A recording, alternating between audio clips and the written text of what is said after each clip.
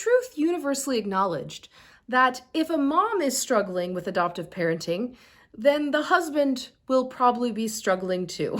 There seems to be this phenomenon where moms who have adopted kids tend to struggle a lot more than their husbands do with the concept and the practice of adoptive parenting. And I've been really trying to figure out why that is. And so today I'm going to explain all the things I have found from my own experience, from the experience of my friends, and from research I have done to help you decide, why does adoptive parenting seem to be a lot harder on moms than on dads? Let's jump in.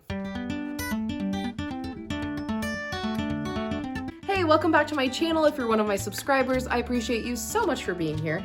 And if you're new here, my name is Katie and I am an adoption consultant, and I work with families from all across the country to help them as they adopt waiting children from foster care. So if that's something you're interested in, I offer completely online consultation calls where I help families walk through all of their questions about the process, about how to find an agency, and I'd love to help you too. So if you're interested in that, definitely check out the description box below with the link to my consultations, and it will also be in a pinned comment. Let's talk about why you are really here. Let's talk about, why is adoption so hard on moms sometimes, and why does it seem like our husbands are doing better than we are with this whole adoption thing? So in my work as an adoption consultant, I have found that the majority of the time, the wife is the one who's decided that they should adopt. It was the wife who approached the subject. It's usually the wife who comes up with the idea and kind of brings it up to her husband and they talk about it. It's not usually the guy who's like, let's adopt a kid. So it's usually the wife. But yet once the child is home, it's oftentimes that same woman who struggles more in the concept of adoptive parenting and in that process than the father struggles with adoptive parenting. So let's talk about some reasons why that may be. So if you're an adoptive mom who's really struggling and you feel like your husband maybe just doesn't get it, or maybe he's being completely compassionate to you and he kind of gets it, but he's not experiencing it, so it's hard to really explain and you wonder what's wrong with you.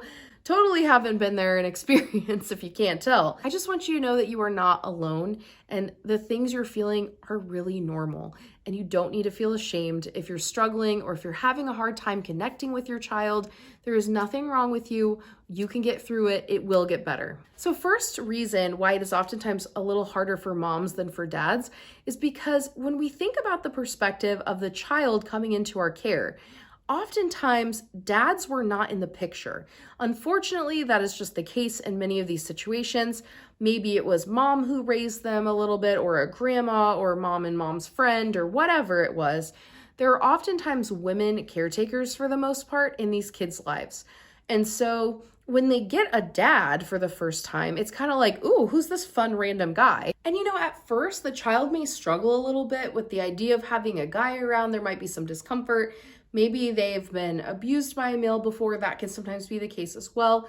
But for the most part, we often see that they're more okay with a dad. Like when a healthy dad comes into their life, they're like, okay, I feel more comfortable with you now. After the initial kind of, uncomfortableness, they get really comfortable and they're almost more accepting of him as a father figure.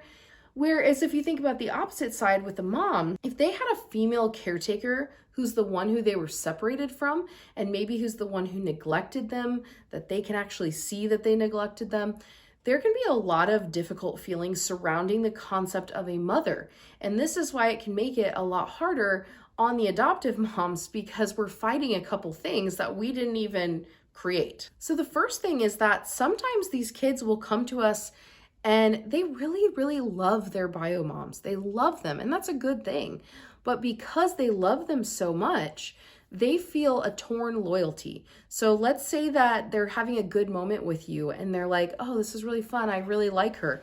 They may start to actually act out or be mean to you as a way of remaining loyal to their biological mom.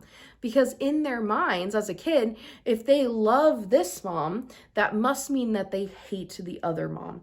And so it makes it really difficult in their minds that even if they like you as a mom or they feel love from you, they will kind of shut it down or push it out because they don't want to somehow let down their biological mother by loving you. And there can also be another layer to this. Oftentimes, it's mom who kind of hurt them.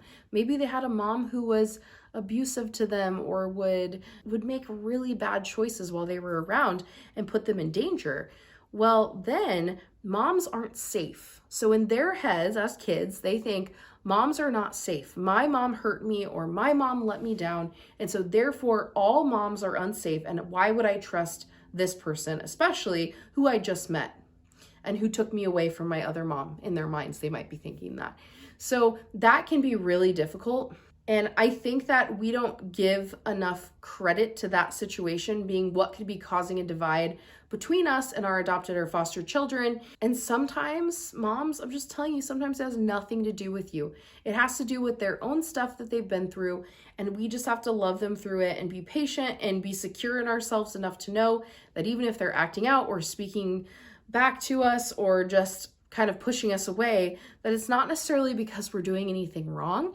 It actually might be because we're doing things right and it's triggering them somehow. A third reason why I think moms feel like they struggle a little bit more with adoptive parenting is that there is just so much societal pressure on moms in so many ways, like every type of mom, not just an adoptive mom. There's a lot of pressure on moms to be the ones to hold everything together. And not just to be the ones who hold everything together, but to also be the ones who just love being a mom and whose whole life revolves around it. And moms are supposed to love motherhood and enjoy the sacrifices that go along with it. And don't get me wrong, there's so many things about motherhood that are wonderful and great experiences. But I think what happens is if we're struggling at all in motherhood, we're having a difficult time, it feels like you can't say it because everyone is supposed to just pretend like motherhood is the best thing ever and it doesn't matter if it's hard because it's just so wonderful and you can never say anything bad about it. And I think that is really, really unfair because I think that dads have more leeway to complain about things. I just think there's less pressure on men to be a certain way with kids. We're kind of like, we applaud men for just being there, let alone like doing anything above and beyond. Whereas moms, it's always like, you're not doing enough, you need to do this. And I want to give an example of something that has come to mind a lot for me. And I'm going to tell this story by saying before this that my husband is a super involved dad. He is wonderful. He takes care of so many things. And I don't have to do everything on my own. I would not call myself like the default parent. I think we share things very well. So I feel very supportive, but I know that that's not the case for everyone. But even with all the support I get, I know that the societal pressure is on me for certain things. So my husband and I have 3 biracial kids and we're very white. And so I had to learn a lot about doing hair because I have 2 daughters. And I needed to learn about braiding and moisturizing and all sorts of things. And to be fair, like I'm not really a hair person. I've never been someone who puts a lot of effort into my hair. I just am kind of like dry it and go. And when you have curly, coily hair, you can't do that. It takes a lot of care. There's so many awesome things you can do with your hair when you have that much hair and it's that curly, but it also takes a lot more effort. And so there was a really steep learning curve for me.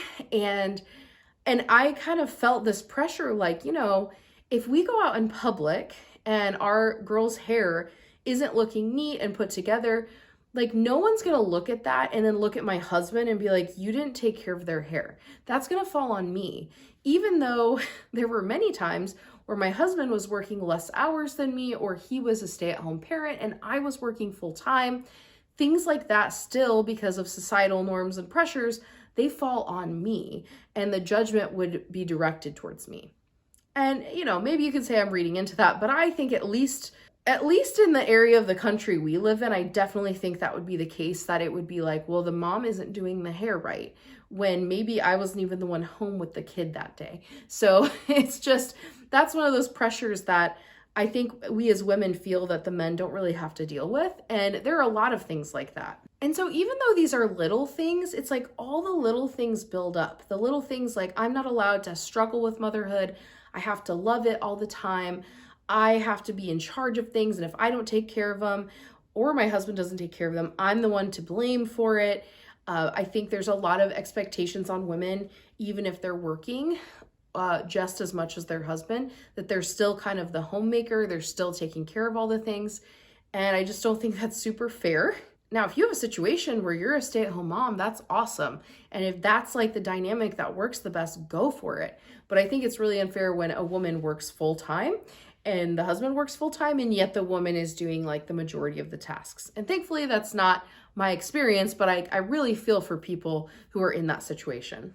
And last but not least, I think a lot of us women are like wired to want to be good moms, to want to connect with our kids, to want to worry about our kids, and to like always be thinking about our kids' futures and how are they going to do socially and how are they going to do emotionally and how are they going to do academically. Whereas sometimes like men are just like not quite thinking that far ahead. I don't know. I'm a future-oriented person, so I'm definitely the one in our relationship who thinks about those things more. But I think we're wired to just really crave that connection and want to be a really good mom. And it's like almost a big part of our identity is being a good mom to our kids. And so when you feel like you're failing because of all these difficult things I just mentioned, it can be really defeating. And so all those things just build up to be a lot of pressure and can make adoptive parenting as a mom feel really, really difficult. And so I know this video is a little bit like maybe a downer because I'm talking about why adoptive parenting is so hard for moms, but I'm really telling you this so that you understand why you feel the way you do. Like, I want you to understand it makes sense why you're struggling. And there are definitely things you can do to improve it. I think improving communication with your partner is a super big thing you can do. If you're married, I understand people are single and adopt, and I applaud them. I have friends who do it, and I am amazed. They tell me they think being married is harder and doing it, but I have to disagree. But if you're married, if you can communicate with your partner about what you need, if you can make sure that you express to them that you're going to need a place to vent sometimes, and that they might not see some of the behaviors that you see simply because you're getting the brunt of the kids' anger about their adoption, about their situation, just because you're mom and they're used to mom or they have torn loyalties with mom. And I think a big part is just giving yourself some grace and telling yourself, you know what, this is not supposed to be easy, and it's okay if I'm struggling, and it's okay if I don't really like it right now. That makes sense. That makes sense. And I also just want to remind you that you will see so much growth in your kids over the years. If you really look back at it, you are going to see your kids grow and grow and grow. And you're going to see yourself as a mom grow and grow. You're going to look back and just be so proud of yourself for how far you've come with you, with your kids. And it really does. There are seasons of life that are harder and seasons of life that are easier. And I'm just praying that you are getting ready to enter into an easier season, because I know how difficult this can be. So I hope you found this video helpful. If you did, if you could give it a thumbs up and also subscribe to the channel if you have not.